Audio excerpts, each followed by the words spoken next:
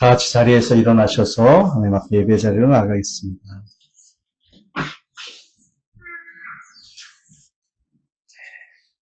하나님은 영이시니 예배한 자가 영과 진리로 예배할지니라. 아멘. 찬송가 5장 찬양드리겠습니다.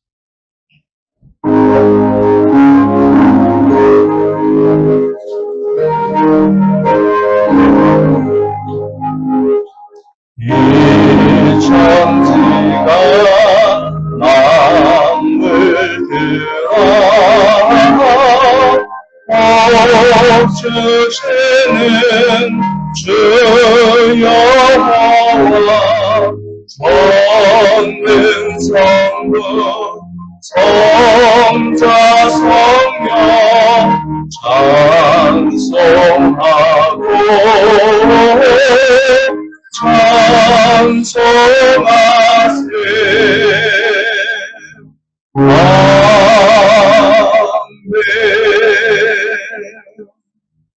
주보에 있는 사도신경 함께 신앙 고백 드리겠습니다. 전능하사 천지를 만드신 하나님 아버지를 내가 믿사오며 그 외아들 우리 주 예수 그리스도를 믿사오니 이는 성령으로 잉태하사 공정녀 마리아에게 나시고 본디오 빌라도에게 고난을 받으사 십자가에 못 박혀 죽으시고 장사한 지 사흘 만에 죽은 자 가운데서 다시 살아나시며 하늘에 오르사 전능하신 하나님 우편에 앉아 계시다가 저로서 산자와 죽은 자를 심판하러 오시리라. 성령을 믿사오며 거룩한 공예와 성도가 서로 교통하는 것과 죄를 사하여 주시는 것과 몸이 다시 사는 것과 영원히 산 것을 믿사옵나이다. 아멘. 자리에 앉아주시기 바랍니다. 찬송가 26장 함께 찬양드립니다. 모세 주를 아는 애들 찬송하고 찬송하세. 마음의 뜻과 힘 다하여 경배하리세. 주를 알지 못하리들 주같이 인도하사 그의 배로 구속하니 찬송하리세.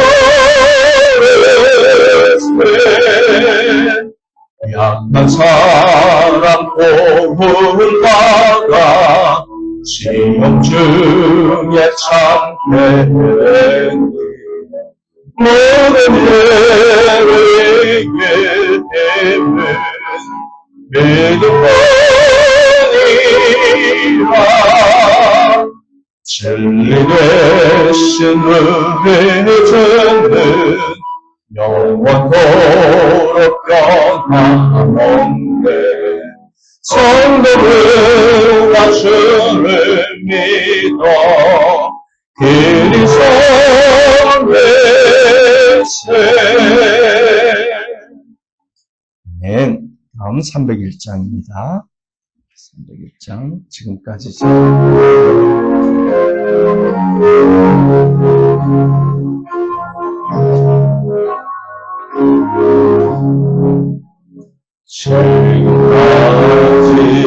지내온 것 주의 크신 은혜라.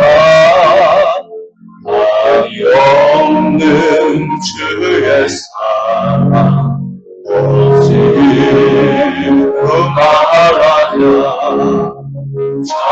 찬양해야 주의 소리 항상 살펴주시고 모든 해를 주 안에서 영롱하게 하시네. 몸도 여야만 세마다 살았네. 붉은 뜻이 무시 주의 은혜 소하나 사랑 없는 거리에 험한 산길에 뵐때 주의 손을 굳게 잡고 찬송하며 가리라.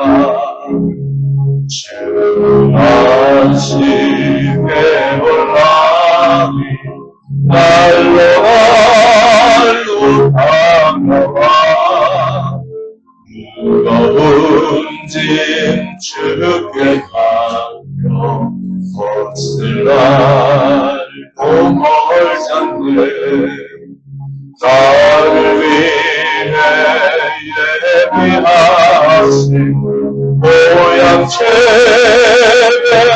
돌아가 아버지의 품 안에서 영원토록 살리라. 네. 우리 함께 기도하는 시간 갖겠습니다. 오늘 예배를 통해서 하나님의 놀라운 은혜를 더 많은 시간, 하나님을 만나는 시간 되게 해달라고 기도하시고, 감사의 기도, 또 알고도 모르고도 지은 여러 가지 죄에 대해서 우리 회개하는 기도 하나님 앞에 올려드리도록 하겠습니다. 기도하십니다.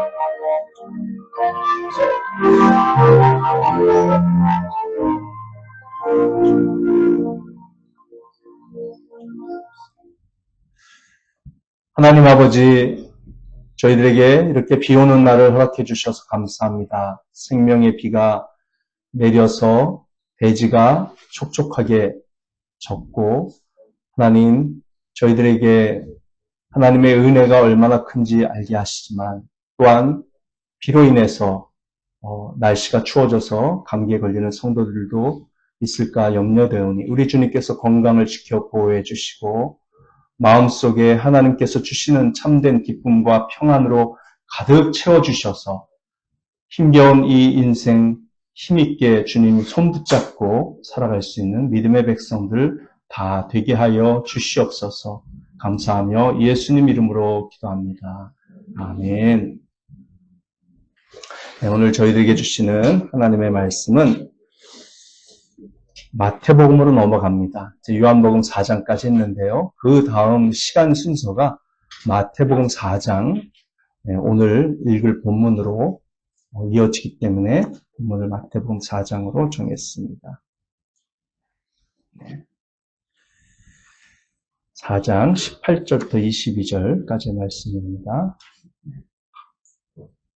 제가 한 절, 여러분 한 절 번갈아 가면서 읽겠습니다. 화면을 보시고 함께 읽습니다. 제가 먼저 읽습니다. 예수께서 갈릴리 바닷가를 걸어가시다가 두 형제 베드로라는 시몬과 그와 형제가 아닌 안드레가 그물을 던지고 있는 것을 보셨다. 그들은 어부였다. 예수께서 그들에게 말씀하셨다. 나를 따라오라.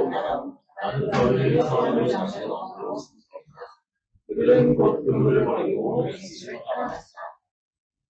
거기에서 조금 더 가시다가 예수께서 다른 두 형제 곧 스베데의 아들 야고보와 그의 동생 요한을 보셨다. 그들은 아버지 스베데와 함께 배에서 그물을 깁고 있었다. 예수께서 그들을 부르셨다.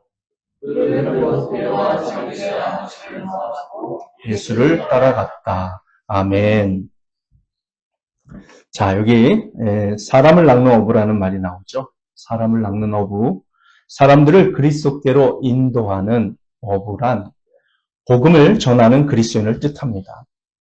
복음을 전하는 전도는 교회에서 행할 수 있는 가장 순수하고 진실하며 고귀하고 필수적인 사역입니다. 그리고 하나님께서 가장 큰 관심을 가지고 계신 일이기도 합니다. 요한복음 3장 16절은 하나님께서 세상을 이처럼 사랑하셔서 외아들을 주셨으니 누구든지 그 아들을 믿으면 멸망하지 않고 영생을 얻게 된다고 약속하십니다. 예수님은 누가복음 19장 10절에서 자신이 이 땅에 오신 목적이 바로 잃어버린 자를 찾아 구원하기 위한 것이라고 말씀하셨습니다. 또 요한복음 15장 25절은 아버지께로부터 이 세상에 오시는 진리의 영, 성령님께서는 예수님에 대해서 증언하실 것이라고 말씀하고 있습니다. 다시 말하면 이렇게 전도란 성부와 성자와 성령, 삼위일체 하나님께서 가장 큰 관심을 가지신 일입니다. 미국의 그레이스 교회의 존 메가도 목사님이 어느 날 1877년도에 쓰여진 오래된 책을 뒤척거리다가 그 책에 적힌 작은 메모를 발견했습니다. 근데 그 내용이 굉장히 흥미로운 내용이었습니다. 그래서 존 메가도 목사님은 그의 설교에서 그 익명의 1877년에 그 책을 쓴 설교자가 메모로 남긴 글을 소개하였습니다. 그 내용은 대략 이런 내용이에요. 1877년 당시 지구의 인구가 16억 명이었다고 가정해보자. 그 방대한 숫자 속에서 단 한 명의 참된 그리스도인이 있었고 그가 성령님의 도구로 사용되어 1년 동안 두 사람을 그리스도께로 인도했다고 가정해보자. 그 두 신자가 첫 해 동안 각각 두 사람을 더 그리스도께로 인도하고 그 이후에 예수님을 믿은 사람들이 모두 그렇게 똑같은 방법으로 전도를 1년에 2명씩 했다고 가정해보자. 한 명의 그리스도인으로 시작한 이 속도로 전 세계 16억 명의 인구를 모두 그리스도께로 인도하는데 얼마나 걸릴까? 여러분 몇 년 걸릴 것 같습니까?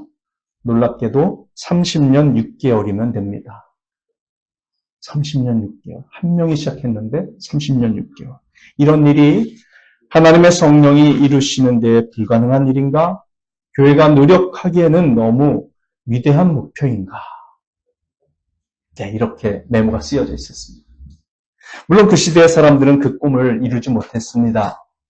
그러나 그 시대의 그리스도인들은 그 복음의 열정으로 놀라운 결과를 낳았습니다. 그 당시 2천만 명의 그리스도인이 지금은 20억 명이 됐어요.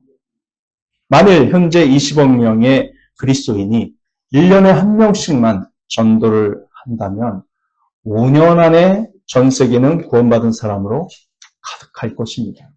우리도 꿈을 꾸며 살기를 소망합니다. 예수님께서 모든 민족에게 복음을 전하기를 바라신 꿈은 오늘 우리가 읽은 본문 마태복음 4장 18절부터 22절 이 내용으로부터 시작되었습니다. 바로 앞 17절에 예수님이 이렇게 말씀하셨죠. 회개하라, 천국이 가까이 왔느니라 라고 선포하셨어요. 그런데 예수님은 이 일을 하시기 위해서 결코 혼자서 천국 복음을 전하려 하지 않으셨습니다. 예수님은 자신의 제자들을 한 팀으로 직접 선택하여 불러내셨습니다. 하나님께서는 항상 그분의 동역자를 신중하게 선택하십니다. 교회도 전도자를 신중하게 선택하여 훈련시키고 무장시켜야 합니다. 그런데 사실 구원받은 모든 그리스도인들은 이미 구원과 동시에 사람을 낚는 어부가 되도록 부르심을 받았습니다. 우리 모두는 예수님의 증인이 되어야 합니다. 그래서 모든 성도들이 자발적으로 전도를 할 수 있도록 다음 주에 있을 행복 축제와 같은 전도의 기회를 교회에 온 성도들이 만들어가는 것입니다. 예수님은 승천하시기 직전에 우리에게 위대한 약속과 명령을 동시에 주셨어요. 사도행전 1장 8절입니다. 그러나 성령이 너희에게 내리시면 너희는 능력을 받고 예루살렘과 온 유대와 사마리아에서 그리고 마침내 땅 끝에까지 이르러 내 증인이 될 것이다. 예수님의 제자들과 초대교회 그리고 2000년의 기독교 역사 속에 있었던 수많은 교회들과 그리스도인들이 이 말씀에 순종하였기 때문에 우리도 이 시대의 구원을 받았습니다. 우리도 예수님을 따라가며 사람을 낚는 어부가 되어야 할 줄 믿습니다. 루이지 토레시오라는 사람이 어느 날 아침 집에서 숨진 채 발견되었습니다. 그런데 놀랍게도 루이지의 집 다락방에는 평생 그가 수집한 246개의 정교한 바이올린이 가득 채워져 있었습니다. 그는 그 훌륭한 바이올린에 대한 지나친 집착으로 그토록 많은 수의 좋은 바이올린을 모으기만 했습니다. 그러나 그가 바이올린을 소중히 간직하는 동안 세상은 그 악기들의 연주 소리를 오랫동안 듣지 못했습니다.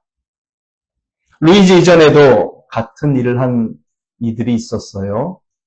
지금 수십억 엔의 하나에 수십억 엔에 낙찰되고 나는 역대 최고의 스트라디바리우스 바이올린이 누군가에게 숨겨진 채 147년 동안 발견되지 않았고 그런 긴 기간이 지나서야 처음으로 연주된 적이 있었습니다. 아마 그 사람이 몇백 개를 혼자 가지고 있었던 모양이에요.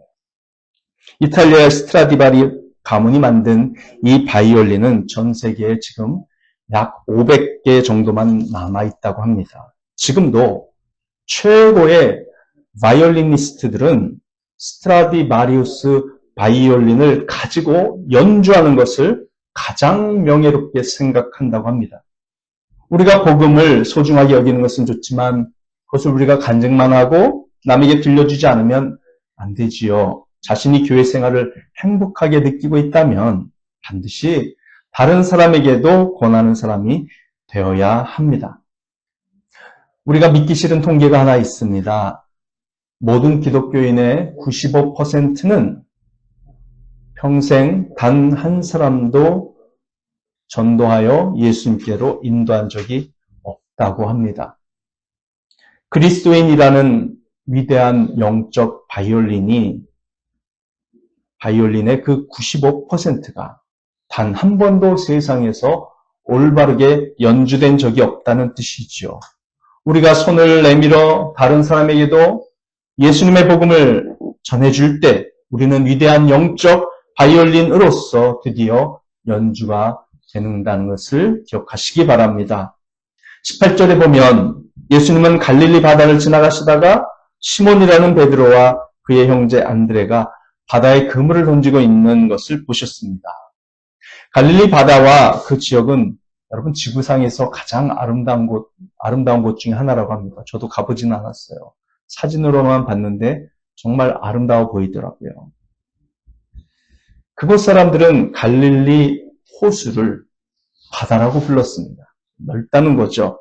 그런데 세계를 여행했던 누가복음의 저자인 의사 누가는 갈릴리를 바다라고 하지 않고 호수라고 항상 불렀습니다. 갈릴리 호수의 가장 넓은 지점은 넓이가 12km입니다. 그리고 가장 긴 지점은 21.6km예요. 갈릴리 호수는 해발 약 188m의 위치에 있고요. 이곳은 세계에서 가장 비옥하고 많은 농산물을 생산하는 지역 중 하나이기도 합니다. 예수님 시대에 갈릴리 호숫가에는 인구 밀집 도시가 9개나 있었습니다. 그런데 1930년 이후에 티베리우스라고 하는 작은 마을 하나만 남고 지금은 다 사라졌어요. 예수님 시대에는 갈릴리 호수에 어선들이 가득 차 있었다고 합니다. 당시에 작가였던 요세푸스가 그의 책에 뭐라고 적어놨냐면 갈릴리 호수에는 항상 240척의 배가 떠있다. 240척. 예, 바로 그곳에서 예수님 걸어가시다가 베드로와 그의 형제 안드레를 만났고 그들을 부르셨습니다. 그런데 그들에 대한 이 부르심은 예수님의 두 번째 부르심이에요. 그들을 두 번째 부르신 겁니다. 예수님께서는 그들을 사실 5번 정도 부르셨다는 것을 성경을 통해서 우리가 확인할 수 있습니다. 첫 번째 부르심은 요한복음 1장에 나옵니다. 이건 제가 설교한 적이 있죠. 이것은 예수님께서 그들을 구원으로 부르신 사건이었어요. 구원. 거기에 베드로와 안드레가 나옵니다. 두 번째 부르심이 바로 오늘 우리가 읽은 본문이에요. 4장 18절. 사람을 낚는 어부가 되게 하시는 부르심입니다. 다른 사람을 전도하라는 부르심이죠. 이때 제자들은 배와 그물과 아버지를 두고서 예수님을 따랐는데요. 그것은 완전히 버린 게 아니고요. 일시적으로 버려두고 예수님한테 가서 말씀을 들었다 그 뜻입니다. 세 번째 부르심이 나오는데 그게 바로 누가복음 5장에 나옵니다. 여기서는 그야말로 자신의 직업을 완전히 버리고 전도에 전념하는 헌신으로서의 부르심입니다. 그때 그들은 배와 그물을 완전히 버렸습니다. 네 번째 부르심은 마가복음 3장 14절에 나오는데요. 예수님은 그들을 공식적으로 사도로 부르셨습니다. 사도로 부르셨어요. 그때 그들은 귀신을 쫓아내며 질병을 고치는 능력도 예수님으로부터 부여받았었죠. 다섯 번째 부르심은 마태복음 10장에 나오는데요. 사도로 부름받은 그들을 예수님은 구체적인 전도의 장소로 2명씩 짝지어서 보내십니다. 네, 보내셨어요. 그들을 부르셔서 보내셨습니다. 유대 마을로 보내셨습니다. 그 부르심은 마치 제가 에콰도르에 선교사로 갔다가 또 하나님께서 다시 일본으로 저희들을 불러주셔서 일본으로 선교하러 온 것과 같은 이치입니다. 자, 마태복음 4장의 부르심은 오늘 우리가 읽은 본문은 두 번째 부르심입니다. 이때 이미 베드로와 안드레는 구원을 받은 상태였어요. 예수님은 그들을 전도자로 부르시려고 그들에게 찾아가셨습니다. 그때 그들이 무엇을 하고 있었나요? 뭘 하고 있었죠? 네, 바다에 그물을 던지고 있었다. 라고 18절에 나옵니다. 당시에는 세 가지 방법으로 물고기를 잡는 어업을 하고 있었다고 합니다. 첫째는 요즘이랑 비슷해요. 줄이 달린 막대기를 사용하는 일반 낚시죠, 낚시. 두 번째는 끌망이라고 불리는 방식입니다. 끌망은 배 한 척 혹은 두 척을 이용해서 사용했어요. 끌망 네 모서리에 밧줄을 달아가지고요. 바다에 던지는데 그 그물 한가운데 아래에는 무거운 줄을 달아서 그 가운데, 그물의 가운데 부분만 움푹 바닷속으로 들어가게 하는 거죠. 그리고 밧줄은 위에 나와 있습니다. 시간이 지나서 네 밧줄을 딱 동시에 끌어올리면 물고기가 이제 그 그물 안에 가두어져서 올라오는 그런 원리죠. 세 번째는 양손으로 그물을 던지는 방식이 있었는데요. 예수님의 제자들이 사용한 것이 바로 그것입니다. 그 그물은 지름 약 2.7m의 원형 그물인데 그들은 이 기술을 사용하는데 매우 능숙했습니다. 물이 무릎까지 오는 호숫가에서 그들은 그물의 가장자리에 삥 둘러서 작은 돌 같은 무게추 수백 개를 달아서 그 특수한 그물을 딱 던져서 그물이 순간적으로 가라앉으면 그물 안에 물고기가 포위가 되겠죠. 예, 그런 다음에 밧줄을 당겨서 그물을 끌어올리는 방식입니다. 지금은 그 그물을 투망이라고 부르죠. 투망. 네. 재밌는 것은 예수님께서 너희는 사람을 낚는 어부가 되라 라고 말씀하셨을 때 결코 한 마리씩 잡는 낚시를 말하지 않고 투망을 던지는 것을 말씀하셨다는 것입니다. 예수님은 큰 그물을 던져 한꺼번에 많은 물고기를 잡듯이 우리가 교회가 힘을 합쳐서 여러 사람을 동시다발적으로 구원하기를 바라셨습니다.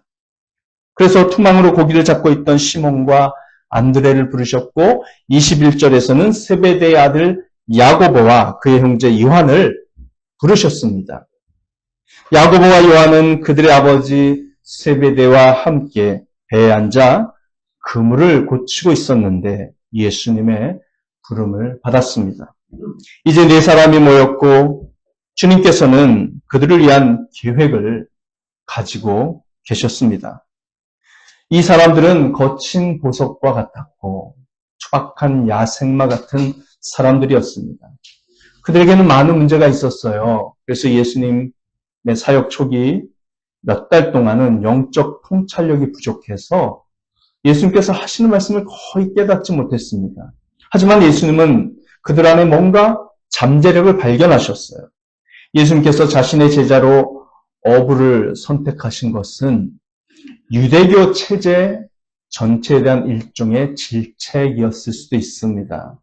왜 예수님은 율법학자들을 한 명도 정식 12명의 제자에 포함시키지 않으셨을까요? 지적으로 탁월하고 예리한 그 훌륭한 사람들을요.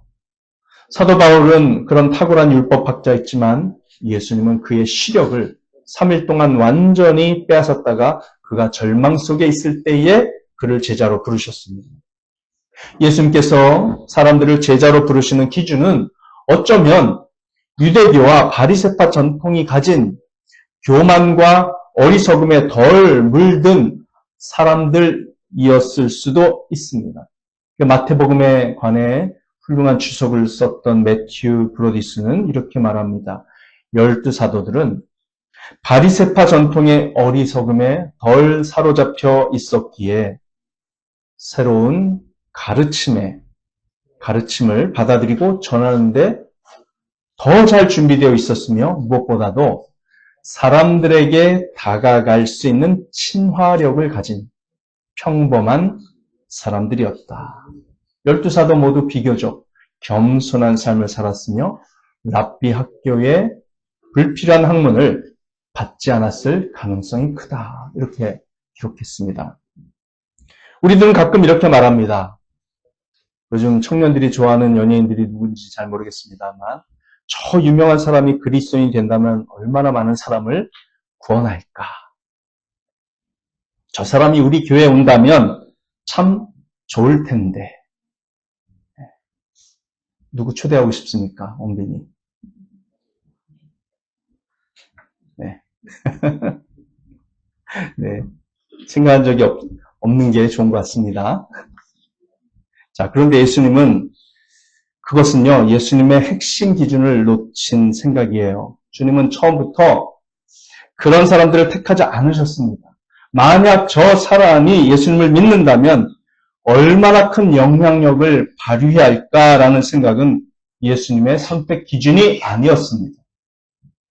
예수님은 올림픽 대표팀을 뽑으러 오신 것도 아니고 천재들을 뽑으러 오신 것도 아닙니다. 그저 겸손한 어부들을 선택하셨을 뿐입니다. 하나님은 항상 겸손한 사람들과 함께 하신다는 것을 기억하시고 믿으시기 바랍니다. 이제 19절을 보십시오. 19절. 예수께서 그들에게 말씀하셨다. 나를 따라오너라. 나는 너희를 사람을 낚는 어부로 삼겠다. 자, 이에 대한 베드로와 안드레의 반응은 무엇이었나요? 20절. 그들은 곧 그물을 버리고 예수를 따라갔다. 야고보와 요한의 반응은요? 예수께서 그들을 부르셨다. 그들은 곧 배와 자기들의 아버지를 놓아두고 예수를 따라갔다. 잠시 따라간 겁니다. 잠시. 예수님 말씀 들으러. 자, 예수님은 예수님의 부르심에 반응하고 스스로 헌신하는 사람들에게 위대한 약속을 하십니다. 예수님은 스스로 헌신하지 않는 일을 요구하시지 않습니다. 요한복음 1장에서 보았듯이 이들은 이미 믿는 사람들이었고 이제 그들의 두 번째 부르심의 단계입니다. 그들은 이미 구원받은 기쁨이 있었고 예수님께서 그들에게 무엇을 말씀하시는지 정확히 알았습니다. 그들은 물고기 잡는 기술을 가진 사람도 전도하는 데에 쓰임받을 수 있다는 예수님의 말씀을 이해했고 기뻐했습니다. 여러분, 과연 어부는 전도자로서 얼마나 적합한 자질을 가진 사람들일까요? 여러분, 훌륭한 어부들은 몇 가지 특별한 자질 가지고 있습니다. 첫째는 인내심입니다. 인내심. 어부들은 기다리는 법을 배웁니다. 그러니 우리가 전도를 하려면 인내심이 있어야 하겠습니다. 둘째, 어부들은 포기하지 않는 끈기라는 자질을 지녔습니다. 그들은 계속해서 반복하고 또 반복하여 그물을 던집니다. 오늘은 아무것도 잡지 못했지만 내일은 다시 나가야지라고 말합니다. 세 번째, 그들은 용감합니다. 그들은 물고기를 잡기 위해 자주 크고 무서운 바다에 나갑니다. 넷째, 어부들은 또한 적절한 순간을 포착하는 안목을 가지고 있습니다. 물고기를 제대로 잡는 어부는 때와 장소를 잘 압니다.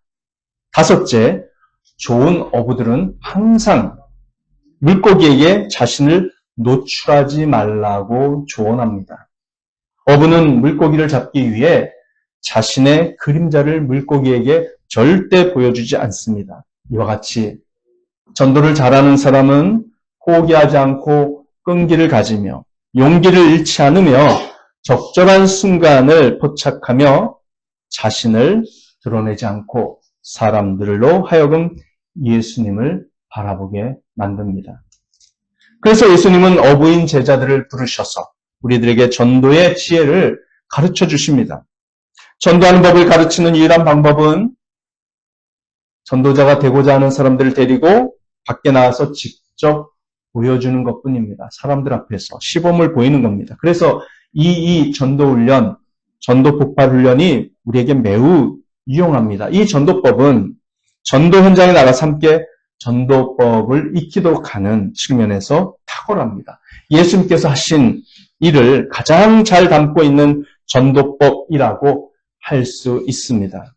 예수님께서 이 제자들을 전도자로 훈련시키시는데 몇 년이 걸렸는지 혹시 아십니까?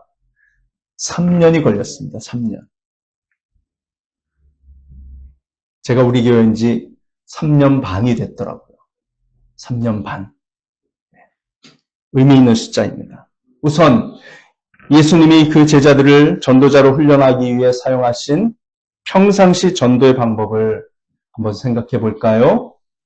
첫째, 예수님은 항상 접근 가능하셨습니다. 그분은 항상 사람들이 있는 곳에 계셨고 구원받아야 할 죄인들이 있는 곳에 계셨어요. 둘째, 예수님은 사람을 편애하지 않으셨습니다. 그분은 화려한 사람들, 부자들, 유명한 사람들과 어울리지 않으셨습니다. 사회적 지위가 무엇이든 상관없이 부유한 회당장 야이로에게도 다가가셨지만 사람들에게 손가락질을 당하는 창녀에게도 시간을 내어 전도하셨습니다. 셋째, 예수님은 영적으로 민감하셨고 사람의 마음이 예수님을 향해 열린 상태인지 아닌지를 순식간에 알아보셨어요. 그분은 군중 속에서도 열린 마음을 가진 한 사람을 알아보실 수 있었습니다. 그 다음에 네 번째, 예수님은 누군가가 예수님을 믿게 되면 그로 하여금 공개적인 고백을 하도록 이끌어 주셨습니다. 사람들이 그냥 구원만 받고 도망가도록 내버려 두지 않으셨어요. 마가복음 5장에 나오는 그 여인은 예수님의 옷자락 끝을 만지기만 해도 구원받겠다는 그런 믿음으로 손을 댔을 때 혈루병이 치유받았지만 예수님은 그것으로 충분하다고 생각하지 않았습니다. 예수님은 군중 속에서 그 여인을 불러내시며 말씀하셨어요. 따라, 네 믿음이 너를 구원하였느니라. 아까는 병만 치유받았지. 구원은 못 받았었어요. 근데 예수님 다시 불러서 너는 구원받았다. 평안히 가라. 네 병도 나았느니라. 그것은 그 여인에게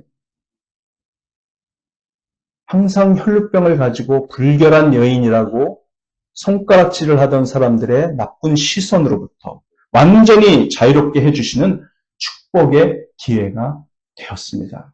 다섯째, 예수님은 사랑과 부드러움을 사용하셨습니다. 요한복음 8장에서 예수님은 간음하다가 현장에서 잡혀온 한 여인과 막달라 마리아를 사랑과 부드러움으로 대하셨습니다.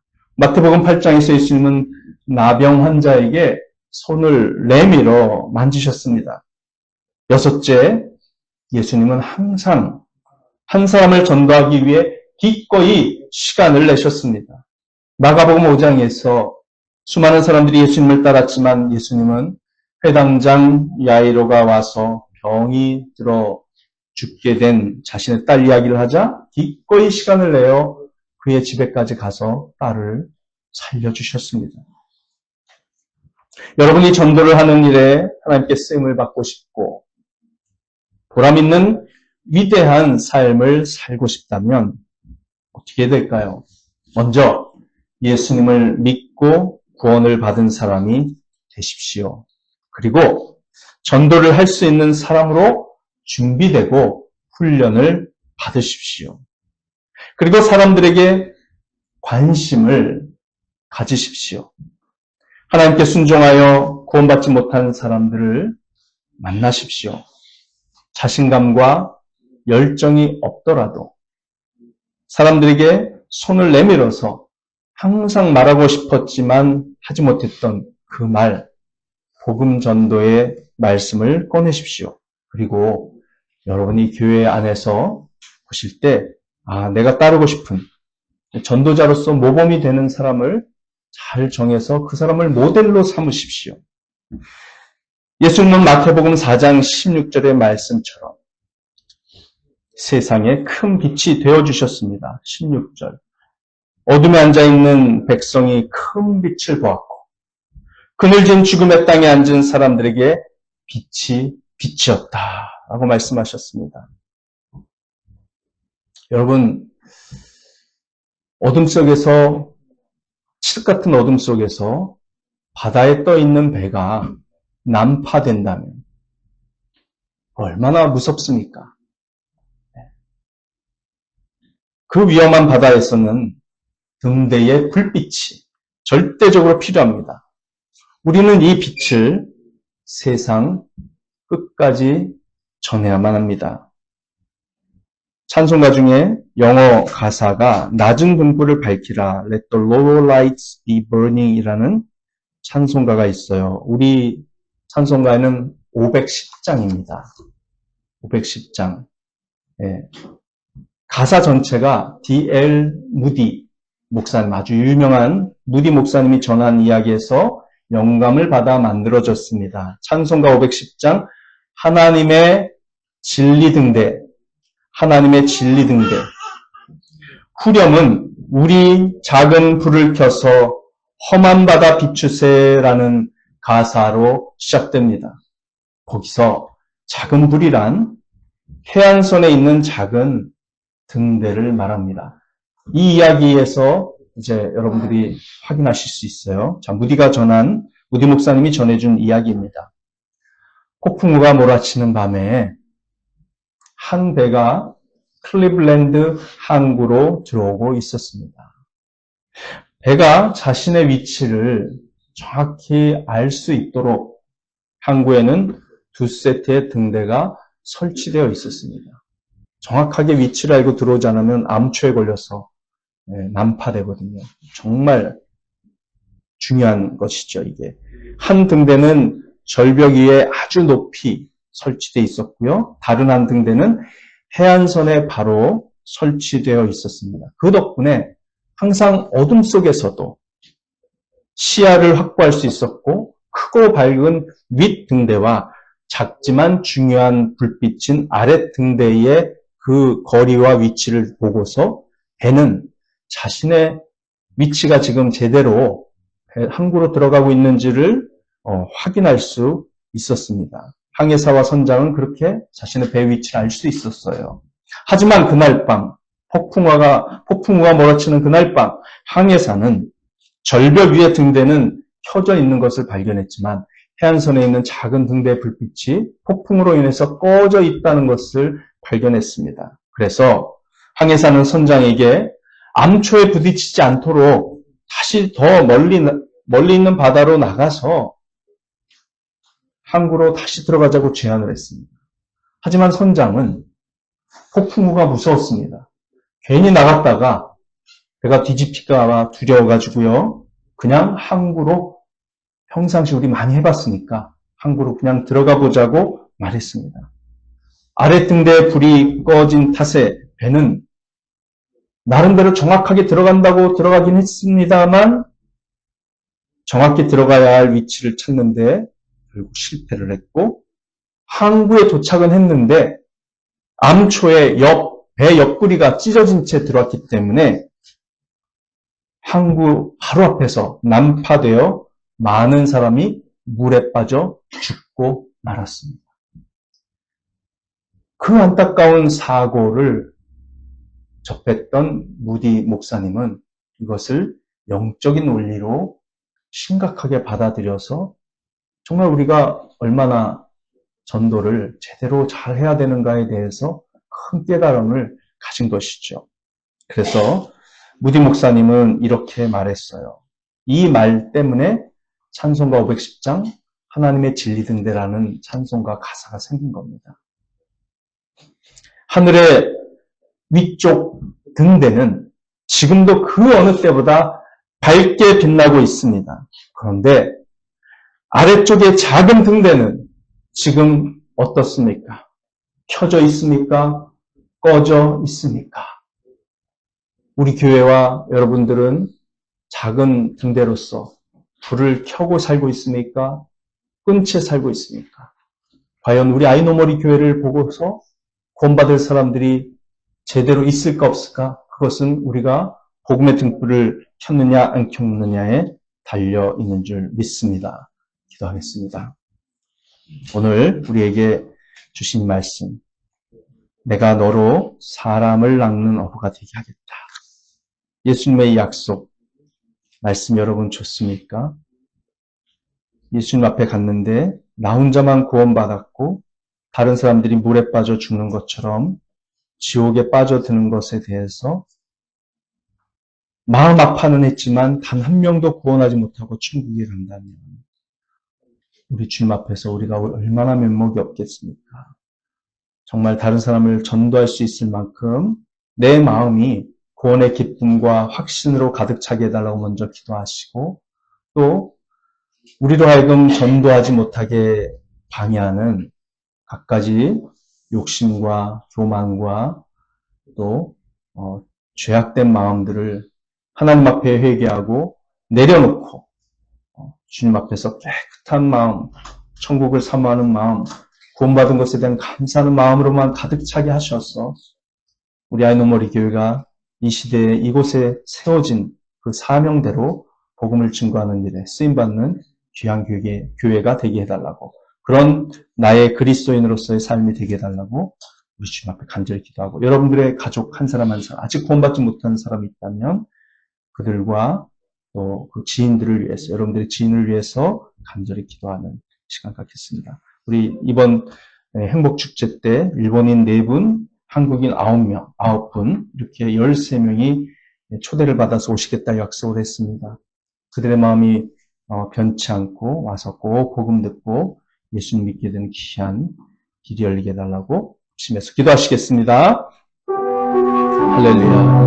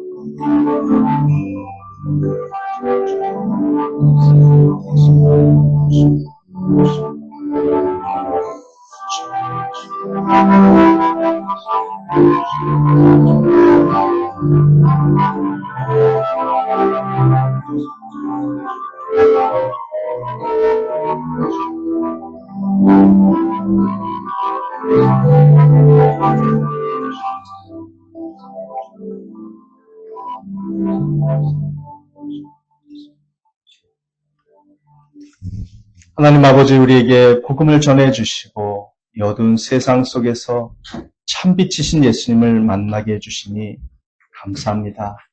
우리 인생이 난파되어 지옥에 가지 않도록, 또 도덕적으로 완전히 파탄난 인생을 살지 않도록 우리를 이끌어주시는 빛 되시는 예수님으로 인해 감사드립니다. 우리도 작은 등대에 불을 켜서 이 험한 바다를 비추고 한 사람이라도 더 구원할 수 있는 값진 삶을 살도록 우리를 도와주시옵소서. 아이노머리 교회의 행복축제가 사람들을 그리스도께 인도하는 어부로서 행복과 기쁨을 맛보는 소중한 시간이 되게 해 주시옵소서. 예수님의 이름으로 기도합니다. 아멘. 예, 방금 우리 설교 시간에 전했던 510장 찬송과 함께 찬양드리겠습니다.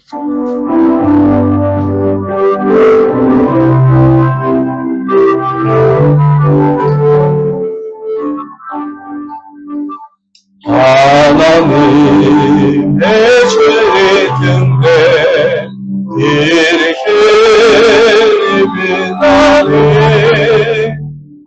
우리들도 등대되어 주의 사랑 비추세 우리 작은 불을 켜서 험한 바다 비추세 물에 빠져 헤매으니 건져내어 살리세 죄의 밤은 깊어가고 성난 물결 설렘과 오직 끝없는다고 작은 물이 많구나 우리 작은 불을 켜서 험한 바다 비추세 물에 빠져 헤매느니 건져내어 살리세 너희의 등불 도르어라 멋진 바다 비춰라 빛을 찾아 헤매느니 생명선에 건져라 우리 작은 불을 켜서 험한 바다 비추세 물에 빠져 헤매느니 건져내어 살리세 아멘. 네, 오늘 교회 소식 전하도록 하겠습니다. 자, 우리 1번에 3번인데요. GMS 포괄적 종교법인 가입을 위해 우리 성도님들이 자신의 이름, 전화번호, 주소를 모리별로 대부분 제출해 주셔서 너무 감사드리고 또 모리 모임에 소속되어 있지 않은 다른 우리 성도님들께서도 11월 30일까지 저희 부부에게 제공해 주신다면 저희 교회가 이제 포괄적 종교법인에 가입할 때 성도 수, 그 다음에 성도 이름과 정보를 정확하게 해서 저희가 법인으로 가입하는데 굉장히 큰 도움이 되겠습니다. 여러분께서 협조를 해주시기를 부탁을 드립니다. 다음 주 행복축제 12시 예배입니다. 12시 예배 가족, 친구 초청 만찬인데요. 10시 30분 예배는 없습니다. 10시 30분 예배는 없지만 우리 그 전도하기 위해서 사람들을 모시고 오는 분들 몇몇 분들 빼고 기존에 10시 반 예배 드리시던 분들은 나오셔서 함께 기도로 준비하면서 또 봉사도 하고 그렇게 하시면 좋겠습니다. 함께 기도하고 준비하는 시간 갖도록 하겠습니다. 그리고 행복축제에 오시기로 약속한 분들 일본인 4분, 한국인 9분 모리 모임별로 간절히 기도해 주시고 우리 새벽마다 계속 기도하고 있습니다. 네. 그리고 오늘 해피타임이 있고요. 주보에 넣은 별지 이렇게 헌금 봉투에 넣어져 있는데요. 그렇죠? 안 돼 있군요. 네, 그냥 이렇게 종이가 이렇게 돼 있는데 여러분께서 집에 가서 자세히 읽어보시고요. 지금 이제 이 내용을 잘 읽으셔서 여러분께서 작정하는 내용을 꼼꼼히 읽으시고 자신의 믿음의 분량과 또 가정의 형편에 따라서 소액부터 하실 수 있으니까 읽어보시고 동참해 주시길 바라고요. 저희 교회가 힘있게 도약할 수 있는 새로운 전환점을 좀 가지고자 합니다. 그래서 우리 성도님들이 교회에 대한 이제 애착심과 사랑과 책임감을 좀 더 가지고 나아갈 수 있도록 하고, 이거는 절대 강요가 아닙니다. 그래서 여러분이 나는 지금 드리는 헌금이 최대치고 나는 더 이상 못하겠다. 그러면 한 달에 500엔만 더 해주십시오, 헌금을.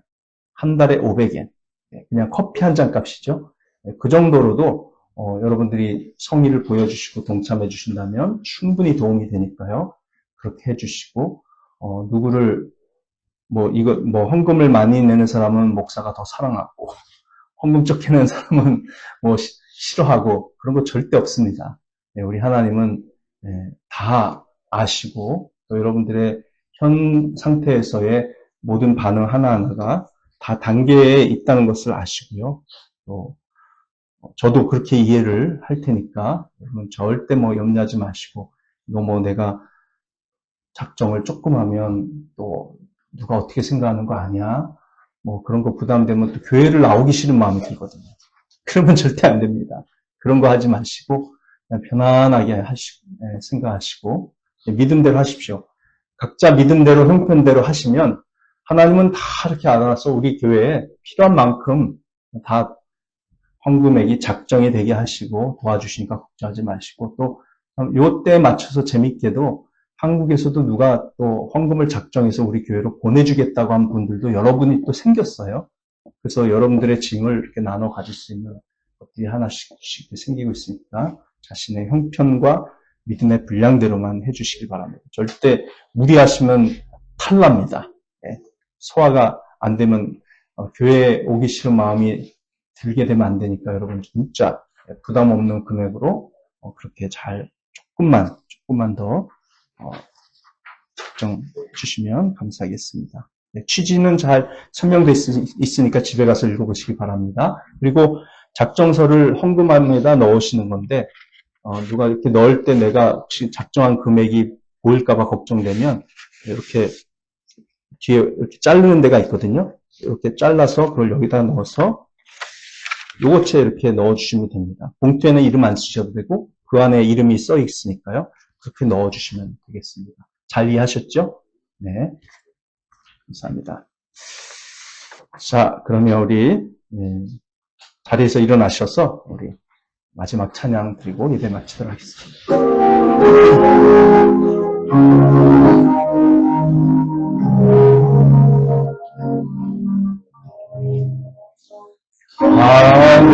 하늘에 계신 아버지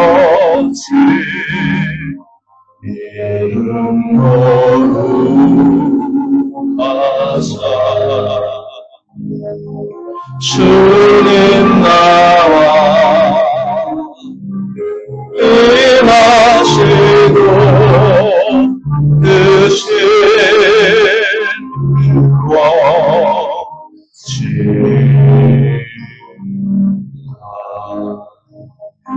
이동할 양식 주시고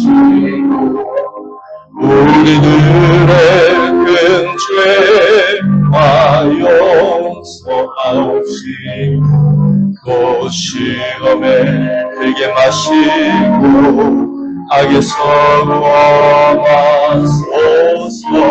내게 주의 나라 주의 권세 주의 영광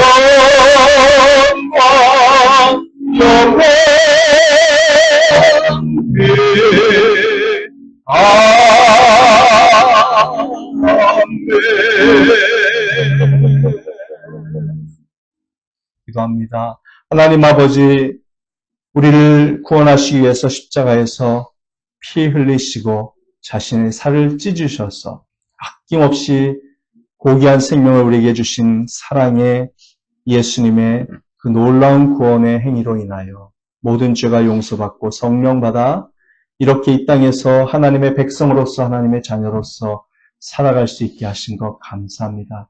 구원의 은혜에 감사하고 또 우리가 살아가는 데 필요한 모든 것들을 공급해 주시고 우리를 낙심과 좌절과 미움과 고통과 슬픔과 외로움으로부터 일으켜 주시고 회복시켜 주시는 놀라운 사랑과 은혜에 감사하여 이 시간 귀한 헌금을 주님 앞에 드렸사오니 하나님께서 기쁘게 받아주시고 우리 모든 성도들의 삶 가운데 평안과 기쁨과 축복과 용기와 형통함의 은혜를 더하여 주시옵시며 악한 마귀에게 속아 넘어가지 아니하고 하나님의 놀라운 사랑 그 진실된 마음 앞에서 감사함만을 유지하며 기쁘게 살아갈 수 있도록 도와주시옵소서. 하나님은 많은 헌금을 드리는 사람들을 기뻐하시는 것이 아니라 과부의 단돈 2랩돈, 단 500원, 1000원밖에 안 되는 그 작은 돈도 생활비 전부를 드렸다는 것을 보시고 기뻐하신 예수님, 칭찬하신 예수님이시오니 우리가 그 마음을 가지고 항상 주님 앞에서 떳떳하고 또 당당하게 기쁘게 나아가 신앙생활하는 믿음의 백성들 될 수 있도록 은혜 베풀어 주시옵소서. 주께서 복 주시는 대로 주님 앞에 드리는 기쁨도 누리게 하시고 하나님 앞에 쓰임받는 고귀한 인생이 다 되게 하여 주시옵소서. 지금도 우리 주 예수 그리스도의 은혜와 하나님 아버지의 사랑과 성령의 풍성한 교제가 영원토록 함께 있을지어다. 아멘.